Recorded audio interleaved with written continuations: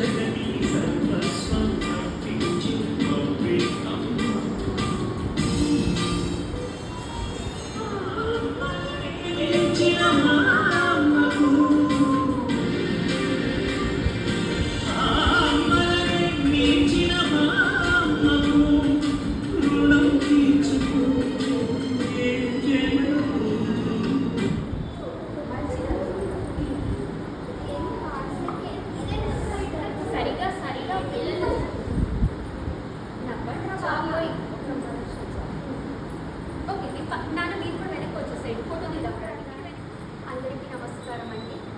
నాకు జన్మనిచ్చిన నా తల్లిదండ్రులకు, నాకు విద్యను నేర్పిన లేదా మా నాట్యాన్ని నేర్పిన డాక్టర్ చిదానంద కుమారి గారికి అందరికీ కూడా పేరు పేరున నా పాదాభివందనాలు తెలియజేసుకుంటున్నాను. నా పేరు నాగమణి. నేను ఈ స్నేహ ఫౌండేషన్లో ప్రథమ స్థాయిలో ఫస్ట్ బ్యాచ్లో నేను నాట్యం నేర్చుకోవడం జరిగింది. సో ఈ సంస్థకు మూల కారణమైన వారు, మాడమ్ని సహాయ సహకారాలు అందిస్తున్న మా కేవీ ప్రతాప్ సార్ గారికి కూడా ఈ సభాముఖంగా నిన్న వారి ప్రసంగం కూడా చాలా బాగా ఉంది. సో మనస్ఫూర్తిగా వారికి నమస్కారాలు అర్పించుకుంటున్నాను. ఎందుకు అంటే స్త్రీని మనం ఎంతో పవిత్రంగా భావిస్తూ ఉంటాము.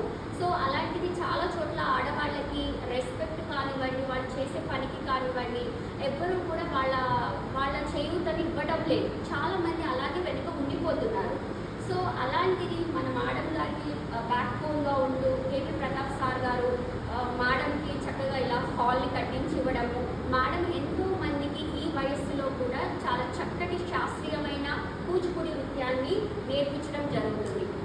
సో ఒక 10 మంది 20 మందితో స్టార్ట్ అయిన ఈ సంస్థ ఇప్పుడు 300కి పైచిలుకుగా పిల్లలకి నాట్యాన్ని అందిస్తుంది. సో ఈ కూచిపూడి సంస్థ గురించి ఎంత చెప్పినా తక్కువేనండి. సో ఇప్పటికి నేర్చుకుంటారు. ఎంతో విద్యను మేడం అందిస్తున్నందుకు మేడంకి ఒకసారి గట్టిగా చెప్పచ్చు. వచ్చే యంగ్ జనరేషన్లో చాలామంది రకరకాల డాన్సెస్కి అలవాటు పడుతున్నారు. కానీ శాస్త్రీయమైంది అమ్మో కొన్నిసార్లు చేస్తే ముద్రలు పెట్టాలి కదా, కాళ్ళు నొస్తున్నాయి, నడుము నొస్తుంది అనేసి చాలామంది బాధపడుతూ ఉంటారు. సో కష్టే ఫలే అంటారు. మనం ఎంత కష్టపడి ఇప్పుడు ఏ డ్యాన్స్ని నేను తక్కువ చేసి మాట్లాడట్లేదండి, దేనికది ఇంపార్టెన్స్. ఇప్పుడు మనం స్కూల్లో చదువుకుంటున్నాం లేదా కాలేజ్లో చదువుతున్నామంటే 6 సబ్జెక్ట్స్ ఉంటాయి. నువ్వు ఒక ఇయర్ని పాస్ అవ్వాలి అంటే కంపల్సరీ అవన్నీ పాస్ కావాలి. సో అలాగే డాన్సెస్లో కూడా ఒక్కొక్క స్టేట్కి వచ్చేసి ఒక్కొక్క డాన్స్ ఉంటుంది. సో అలాగే మనకి కూచిపూడి అనేది చాలా ఇంపార్టెన్స్ అయిన డాన్స్. సో మోడర్న్ డాన్సెస్లా కాకుండా మనకి ఇందులో మనం ఎలా ఉండాలి, ఎలా ముందుకి నడవాలి అనే శాస్త్రీయత, క్రమశిక్షణను కూడా ఈ కూచిపూడి డాన్స్ అనేది మనకి చెప్పడం జరుగుతుందన్నమాట. సో కూచిపూడి మనం ఏదైతే క్లాసికల్ డాన్స్ తీసుకుంటున్నామో అది మెయిన్గా సంబంధించింది ఏ గాడ్స్ అంటే మనకు అందరికీ తెలుసు, Lord Shiva and Parvati. So వారి యొక్క నృత్యాన్ని మనం ఇప్పుడు నేర్చుకోవడము, మనకి పెద్దల గురువులు మనకు అందించడము మన అదృష్టంగా భావించాలి. పూర్వం డేస్లో చాలామంది నేర్చుకోవడానికి ఇబ్బంది పడ్డారు. కానీ మనకి ఇప్పుడు ఒకవేళ నేను అసలు మెయిన్గా వచ్చింది ఏంటి అంటే ఒక్క సాంగ్ ఒక్క పర్ఫార్మెన్స్ ఒకసారి నా కాస్ట్యూమ్లో నేను చూసుకోవాలని మాత్రమే నేను వచ్చాను. ఇంత వస్తాను, బయట పిల్లలకి నేర్పించే అంత లాగా అవుతాను, అలా కృషి చేసిన నా మేడంని నేను అసలు లైఫ్ లాంగ్ మర్చిపోలేను, మర్చిపోను కూడా. సో నాకు ఇక్కడికి వచ్చాను అంటే ఇది ఒక రూమ్ కాదు, నా మనస్ఫూర్తిగా చెప్తున్నాను, ఇది నాకు ఒక దేవాలయంతో సమానం. ఇక్కడ దేవత అంటే మా గురువు గారు. హాట్ మీద చేసుకొని చెప్తాను, అది చాలా మందికి కూడా తెలుసు. సో నేను చాలా పవిత్రంగా దైవ సమానురాలుగా నా మేడం గురువు గారిని పూజిస్తూ ఉంటాను. సో ఎప్పుడు గురువుని నమ్మిన వాళ్ళకి ఎలాంటి ఇబ్బందులు కానీ ఏవి ఉండవు. గురువులోనే మనకి జన్మనిచ్చిన తల్లిదండ్రులు, మనకి పుట్టుకకు కారణమైన వాళ్ళు ఉంటారు. మనం ఎలా నడవాలి, ఎలా ప్రవర్తించాలి అన్నది కూడా వారు చెప్తూ ఉంటారు. నేను కొన్నిసార్లు రాకముందుకేస్తే నాకు మేడం కూడా చెప్తూ ఉంటారు, ఇలా కాదమ్మా, ఇలా నడుచుకోవాలి, అలా నడుచుకోవాలి అనేసి.